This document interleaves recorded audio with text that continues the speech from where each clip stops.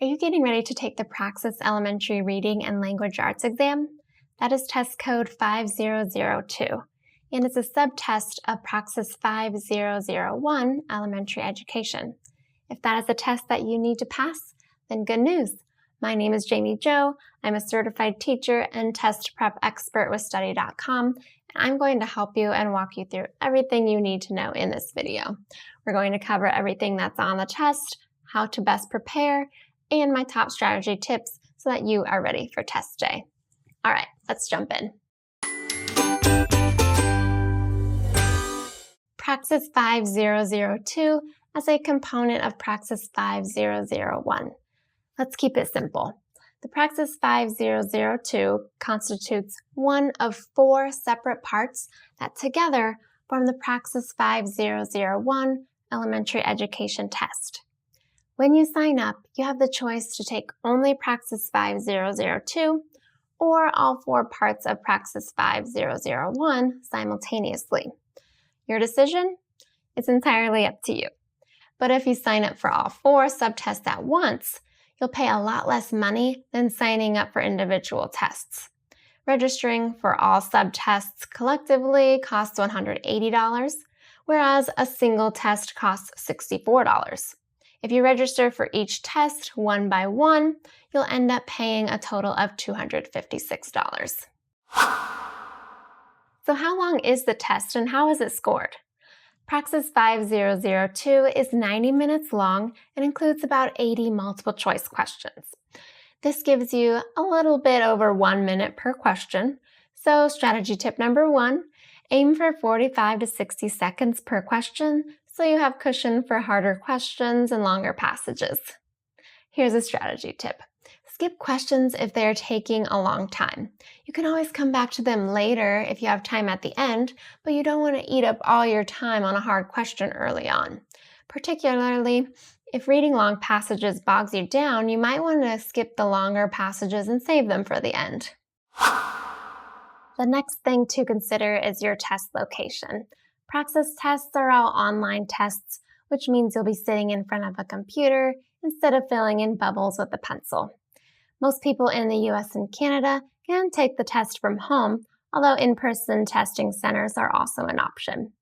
We've made a comprehensive video on the advantages and disadvantages of each method, which I will link here. A key factor for many people is whether there's a testing center nearby. So I strongly recommend visiting the ETS website here to locate your closest center if you haven't done so already. So we have covered the basics. Now let's dive into some test specifics and what to expect from the individual questions themselves. The individual questions themselves are mostly multiple choice, which Praxis calls selected response. You'll also see a few other question types like multiple select and order matching. But regular multiple choice with one correct answer is what you'll see on most of the test.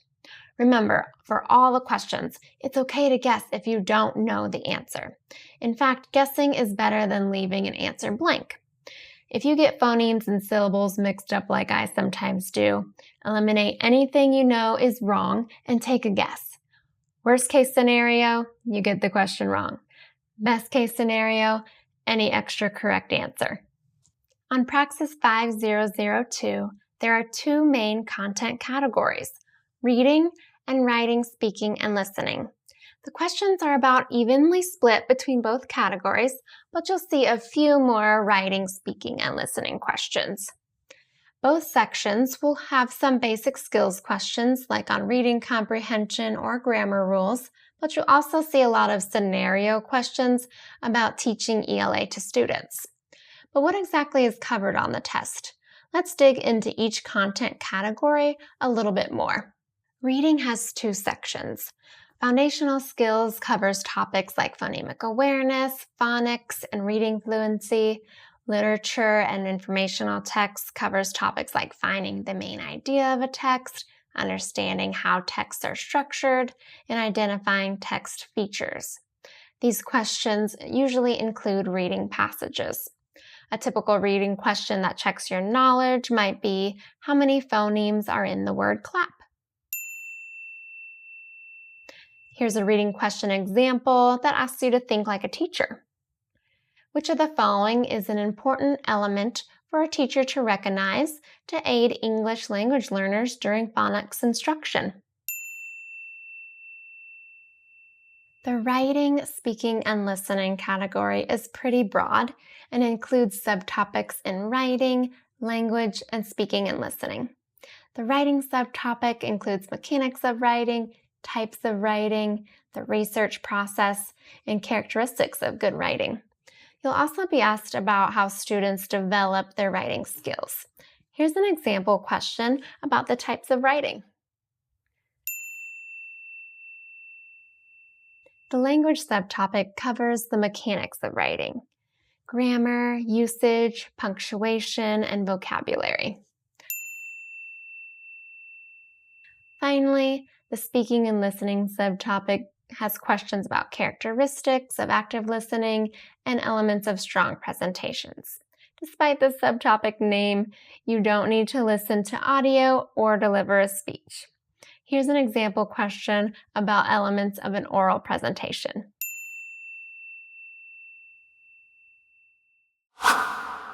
The Praxis 5002 can seem easy at first glance because you've been reading and writing for many years now.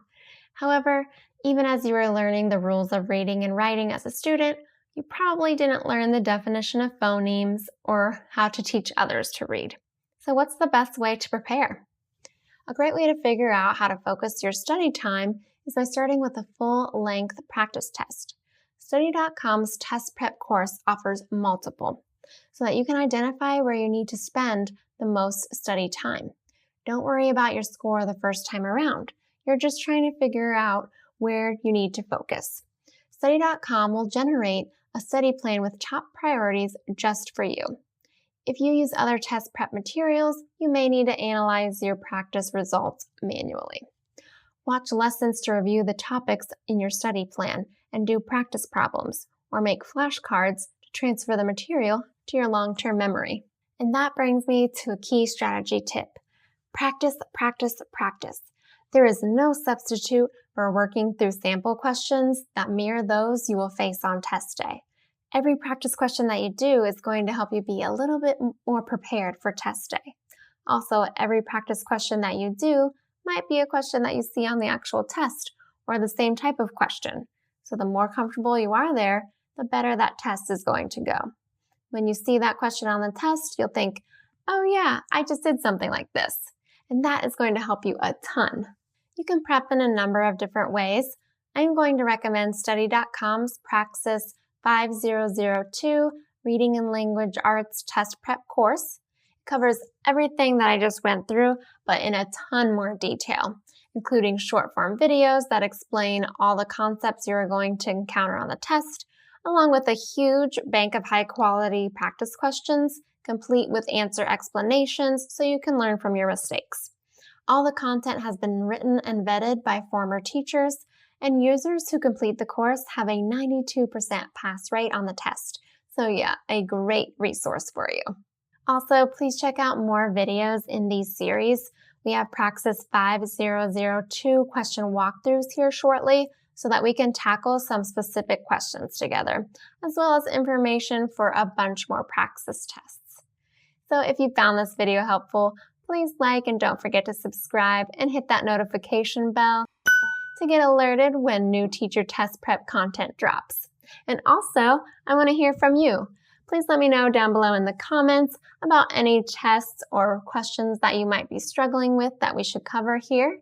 And make sure to circle back around once you have passed your Praxis 5002 exam so that we can celebrate with you. Take care.